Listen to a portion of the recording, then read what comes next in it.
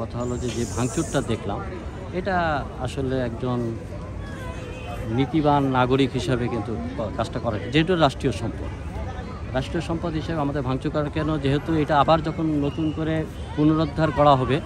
আমাদের পয়সা দিয়েই করতে হবে, জনগণের ট্যাক্স দিয়ে, যেন একটা দেশে ন্যায় প্রতিষ্ঠিত হয় এবং প্রত্যেকটা মানুষ যেন ন্যায় বিচার পায়, সেই দিকটা যেন বেশি খেয়াল করা হয় এবং এটাই আর কি।